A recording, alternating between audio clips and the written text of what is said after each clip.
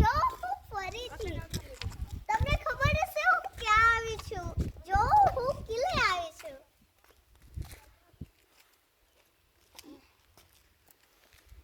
આ કયો કિલ્લો છે? આ લખપતનો કિલ્લો છે જે કચ્છમાં આવેલો છે. કચ્છમાં સ્થિત છે. આ 18મી સદીએ બન્યો છે. આ રણ છે પાછળ. તમે જો આ રણ છે.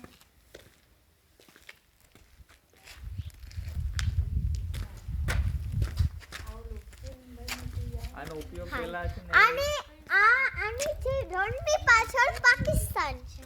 શું છે? પાકિસ્તાન. પહેલા આ કિલ્લાનો ઉપયોગ વ્યાપાર માટે થતો હતો, પણ એક દિવસ અહીંયા બહુ વધારે ભૂકંપ આવ્યો. આ નદી હતી એટલે એનું પાણી સુકાઈ ગયું. પછી આ કિલ્લાનો ધીરે ધીરે ઉપયોગ બંધ થઈ ગયો. આપણે અહીંયા કિલ્લાના અવશેષો પણ જોઈ શકીએ છીએ અને અહીંયા ખુલ્લા મેદાનમાં આપણે રણ પણ નરકી રીતે જોઈ શકીએ છીએ. અને અહીંનો પવન પણ બહુ જ ઠંડો હોય છે. Thank you. મામા એને એમ ન કીધું કે આ ઘણા વર્ષો પહેલા બનેલો છે. આ છે કિલ્લાનો ગેટ. તમે જોઈ શકો છો કેટલો મોટો છે.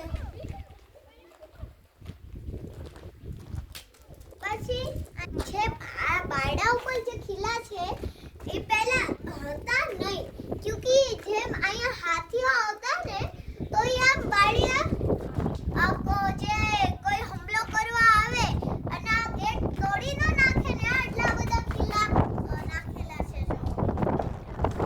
લાઈક શેર સબસ્ક્રાઇબ મારી સાથે આવી જાજો. ચાલો ઉપર. चलो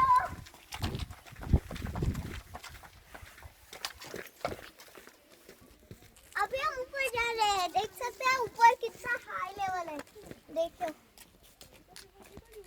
चलो.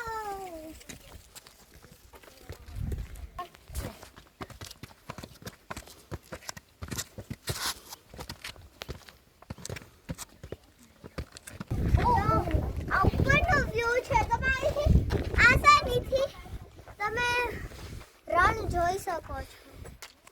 આખા કિલ્લાને જોઈ શકો છો. આ બધી એમની બાઉન્ડ્રી છે.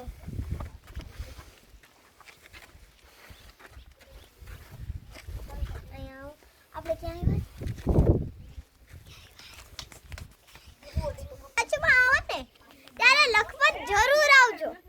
મને કોમેન્ટમાં લખીને આપજો કે તમે લખપત આવ્યા હતા અને ત્યાંના ફોટોસ પણ મોકલજો. તમે લાઈક શેર સબસ્ક્રાઇબ કરવાનું ન ભૂલતા. Thank you. હું તમને ઉપરથી વ્યૂ દેખાડું. જો